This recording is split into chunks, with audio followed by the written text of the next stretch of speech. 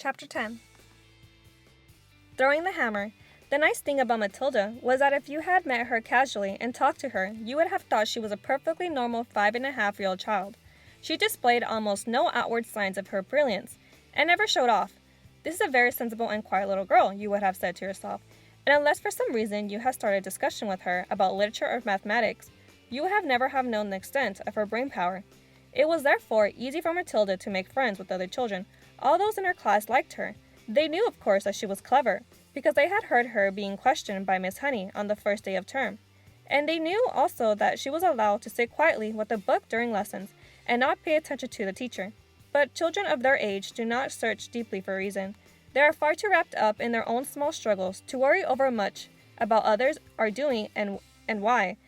Among Matilda's newfound friend was the girl called Lavender. Right from the first day of term, the two of them started wandering around together during the morning breaks and in lunch hours. Lavender was extremely small for her age, a skinny little nymph with deep brown eyes, with dark hair that was cut in a fringe across her forehead. Matilda liked her because she was gusty and adventurous. She liked Matilda for exactly the same reason. Before the first week of term was up, awesome tales about the headmistress, Miss Trunchbull, began to filter through the new incomers. Matilda and Lavender, standing in a corner of the playground during morning break on the third day, were approached by a rugged 10-year-old with a boil on her nose, called Horatia. "New scums, I suppose," Horatia said to them, looking down from her great height. She was eating from an extra-large bag of potato crisps and digging the stuff out in handfuls. "Welcome to the brothel," she added, spraying bits of crisp out of her mouth like snowflakes. The two tiny ones, confronted by this giant, kept a watchful silence. "Have you met the Trunchbull yet?" Horatia asked. "We've seen her at prayers," Lavender said, "but we haven't met her." You got a treat coming to you," Horatia said. "She hates very small children. She therefore loathes the bottom class and everyone in it. She thinks 5-year-olds are grubs that haven't yet hatched out." In went another fistful of crisps, and when she spoke again, out sprayed the crumbles. "If you survive your first year, you may just manage to live through the rest of your time here."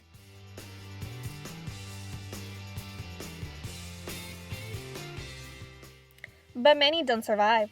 They get carried out on stretchers screaming. "I've seen it often." Horatia paused to observe the effect these remarks were having on two twitchy ones.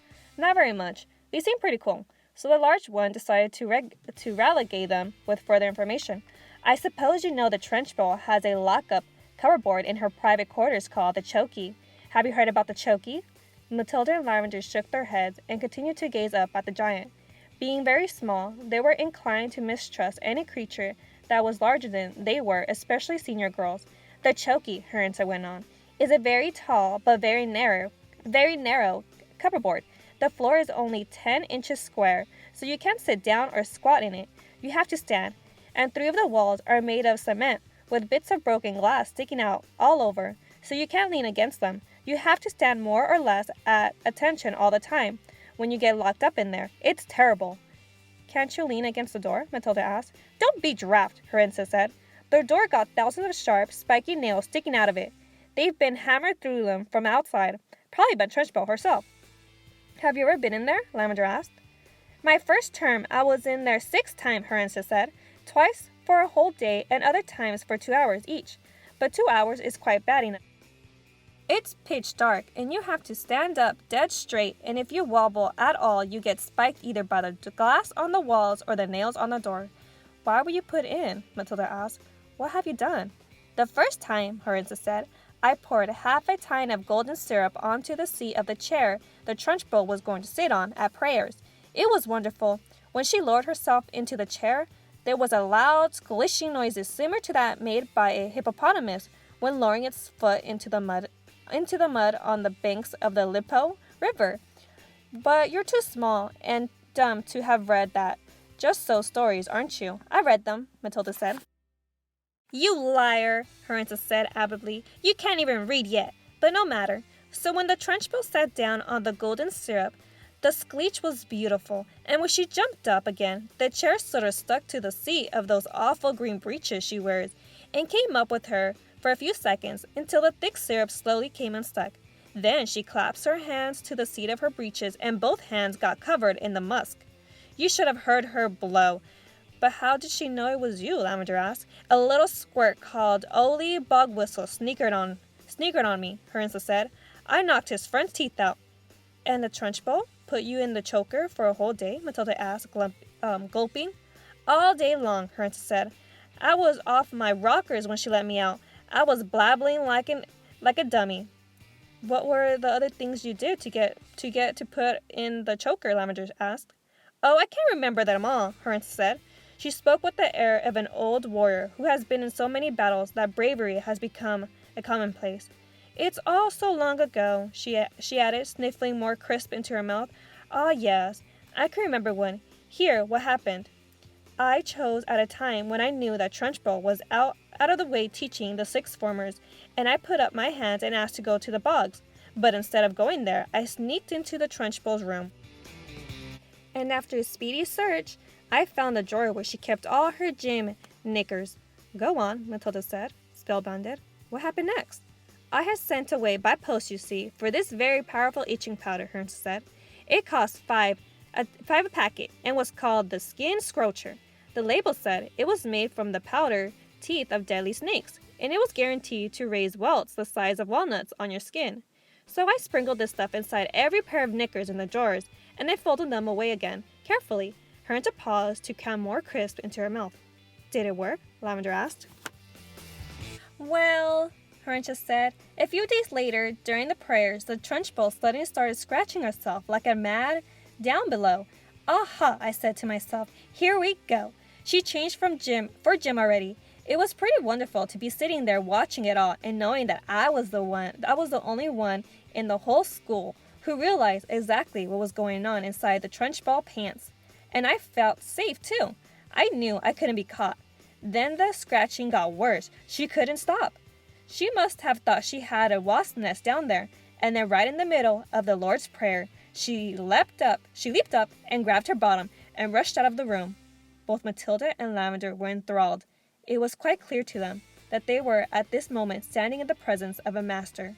Here was somebody who had brought the arts of skullduggery to the highest point of perfection. Somebody, moreover, who was willing to risk life and limb in pursuit of her calling. They gazed in wonder at this goddess, and suddenly even the boil on her nose was no longer a blemish, but a badge of courage. But how did she catch you that time? Lavender asked, breathless with wonder. She didn't, Harinsa said, but I got a day in the choker just the same. Why? They both asked. The Trunchbull, Harinsa said, has a nasty habit of guessing. When she doesn't know who the culprit is, she makes a guess at it. And the trouble is, she's often right. I was the prime suspect this time, because of the golden syrup job, and although I knew she didn't have any proof, nothing I said made any difference. I kept shouting, how could I have done it, Miss Trunchbull? I didn't even know you kept any Snickers at school. I don't even know what itching powder is. I never heard of it. But the lying didn't help me, in spite of the great performance I put on. The Trunchbull simply grabbed me by one ear and rushed me into the choker at the double and threw me inside and locked the door. That was my second all-day stretch. It was absolutely torture. I was spiked and cut all over when I came out. It's like a war, Matilda said, overawed. You darn right it's like a war, Harinsa cried, and the casualties are terrific. We are the Crusaders, the Galleons, army fighting for our lives, with hardly any weapons at all, and the Trunchbull is a prince of darkness, the foul serpent, the fiery dragon, with all the weapons at her command. It's a tough life.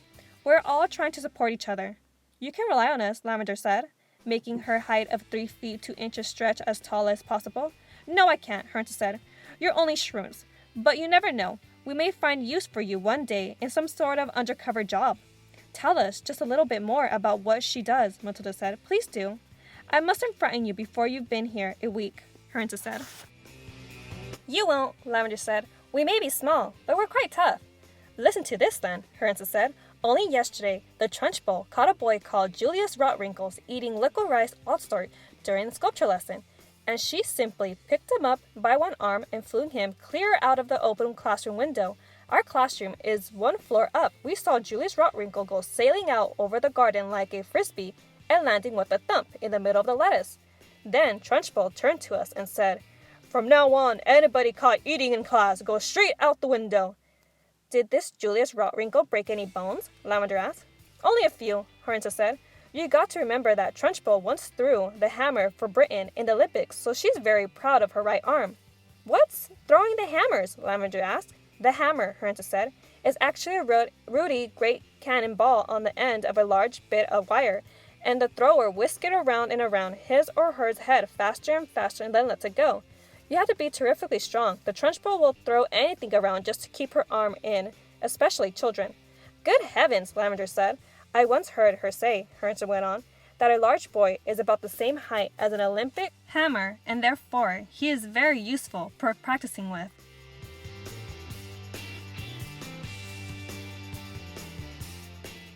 At that point, something strange happened. The playground, which was up to then had been filled with shrieks and then shouting of children at play, all at once became silent as the grave. Watch out, Horinta whispered. Matilda and Lavender glanced around and saw the gigantic figure of Miss Trunchbull advancing through the crowd of boys and girls with menacing stride. The children drew back hastily to let her through, and her progress across the Alp was like that of Moses going through the Red Sea when the waters parted. A formidable figure she was, too. In her belt smock and green breeches, below the knees, her calf muscles stood out like grapefruits inside her stocking. Amanda Thorpe, she was shouting. You, Amanda Thorpe, come here. Hold your hat, Horinta whispered. What's going to happen? Lavender whispered back. That dummy Amanda, Horinta said, has let her long hair grow out even longer during the holes, and her mother has plaited it into pigtails. Silly thing to do. Why silly? Matilda asked. If there's one thing the Trunchbull cannot stand, it's pigtails, Horinta said. Matilda and Lavender saw the giant in green breeches advance upon a girl about 10 who had a pair of plaited golden pigtails hanging over her shoulder. Each pigtail had a blue satin bow at the end of it, and it all looked very pretty. The girl wearing the pigtail, Amanda Thorpe, stood quite still, watching the advancing giant, and the expression on her face was one that you might find on the face of a person who is trapped in a small field with an enraged bull who is charging flight out towards her. The girl was glued to the spot, terror-struck, popped eyes, quivering, knowing for certain that the day of judgment had come for her at last. Miss Trunchbull had now reached the victim and stood towering over her. I want those filthy pigtails off before you come back to school tomorrow, she barked. Chop 'em up, throw 'em in the dustbin, you understand? Amanda, paralyzed with fright, managed to stutter. My mom likes them. She plates them for me every morning. Your mom's a twit, the Trunchbull blowed. She put a finger there, savage as a salami, at the child's head and shouted, You look like a rat, with the rat tail coming out of its head. My mom thinks I look lovely, Miss Trunchbull, Amanda stuttered, shaking like a blank mage. A blank mage? I don't give a totter toots what your mommy thinks, the Trunchbull yelled. And with that, she lunged forward and grabbed a hold of Amanda's pigtails in her right fist and lifted the girl clearly off the ground. Then she started swinging her around and around her head, faster and faster. Amanda was screaming blue murder, and the Trunchbull was yelling, I'll give you pigtails, you little rat. Shades of the Olympics, Horinta murmured. She's getting up speed now. Just look like she does with the hammer. 10 to 1, she's going to throw her. And now the Trunchbull was leaning back against the weight of the whirling girl and pivoting expertly on her toes, spinning round, and soon Amanda Thorpe was traveling so fast she became a blur. And suddenly, with a mighty grunt, the Trunchbull let go of the pigtails, and Amanda went sailing like a rocket, right over the wire fence of the playground and high up into the sky. Well thrown, sir, someone shouted from across the playground, and Matilda, who was memorized by the whole crazy affair, saw Amanda Thorpe descending in a long, graceful parabola onto the playing field beyond. She landed on the grass and bounced 3 times and finally came to rest. Then amazingly she sat up. She looked a trifle dazed, who could blame her? But after a minute or so, she was on her feet again and tottered back towards the playground. The Trunchbull stood in the playground, dusting off her hands. Not bad, she said. Considering I'm not in a strict training, not bad at all. Then she strode away. She's mad, Horinta said. But don't the parents complain? Matilda asked.